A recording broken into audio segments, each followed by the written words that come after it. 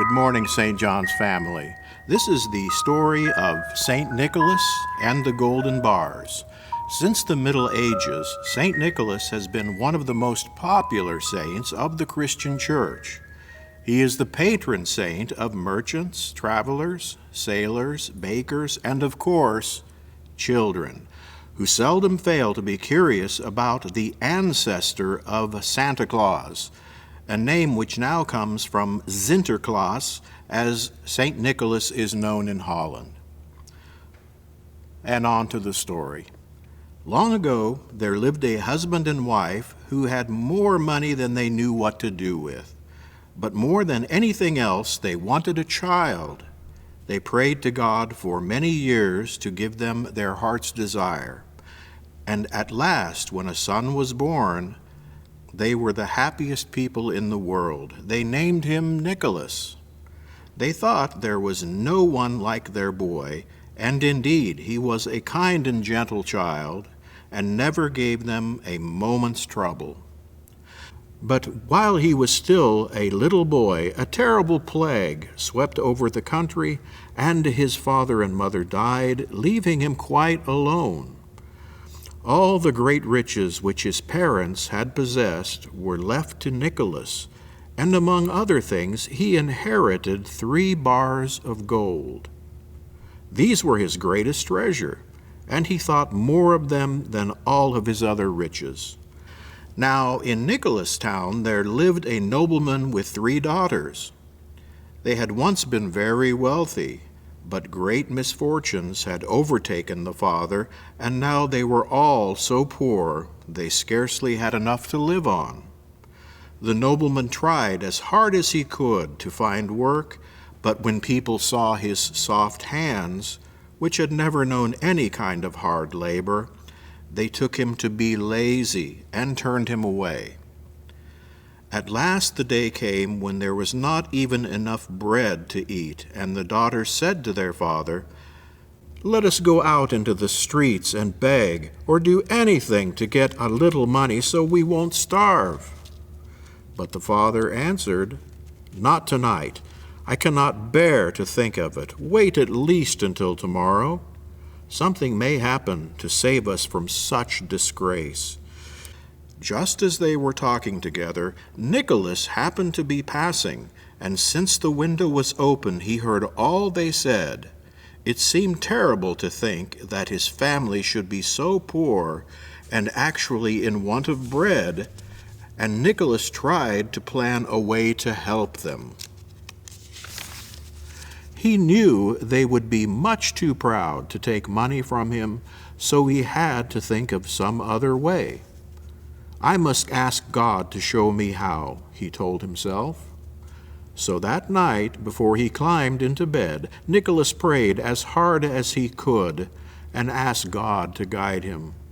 Suddenly he remembered the 3 golden bars, and at once an idea flashed into his head. He jumped up and took one of them and quickly started out for the nobleman's house. Just as he had hoped, Nicholas discovered that the same window was still open, and by standing on tiptoe, he could barely reach it. So he lifted the gold bar and slipped it through, and didn't wait to hear what became of it, in case anyone should see him. Inside the house, the poor father sat worrying as his children slept. He wondered if there was any hope for them anywhere, and he prayed earnestly that heaven would send help. "Tomorrow I will knock on every door in the city until I find work," he told himself. "God will help us through these hard times."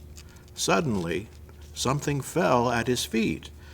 The nobleman looked down, and to his amazement and joy, he found it was a bar of pure gold. "My child," he cried as he showed his eldest daughter the shining gold, "God has heard our prayers and has sent this from heaven. Now we will have enough to eat and some to spare. Call your sisters, and I will go and change this treasure." The precious golden bar was soon sold to a bank, and it brought so much money the family was able to live in comfort and have all they needed. And not only was there enough to live on, but so much was left over that the father gave his eldest daughter a large dowry, and very soon she was happily married. When Nicholas saw how much happiness his gold bar had brought to the poor nobleman, he decided the second daughter should have a dowry too. So he went as before and found the little window again open, and was able to throw in the second bar as he had done before. This time the father was dreaming happily, and did not find the treasure until he waked the next morning. Soon afterward the second daughter had her dowry and was married too. Now the father began to think that it was a bit unusual, to say the least, that not one but 2 golden bars should fall from heaven, and he wondered if by any chance human hands had placed them in his room. The more he thought about it, the more mysterious it seemed, and he made up his mind to keep watch every night in case another bar should be sent as a dowry for his third daughter. And so when Nicholas went with the third time and dropped the last bar through the little window, the father came out, and before Nicholas had time to hide, caught him by the cloak. "Oh, Nicholas," he cried, "are you the one who has helped us in our need? Why did you hide?"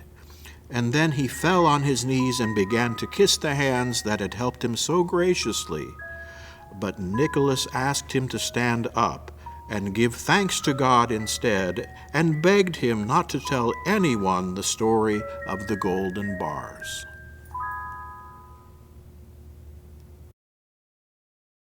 They thought there was no other boy like their boy.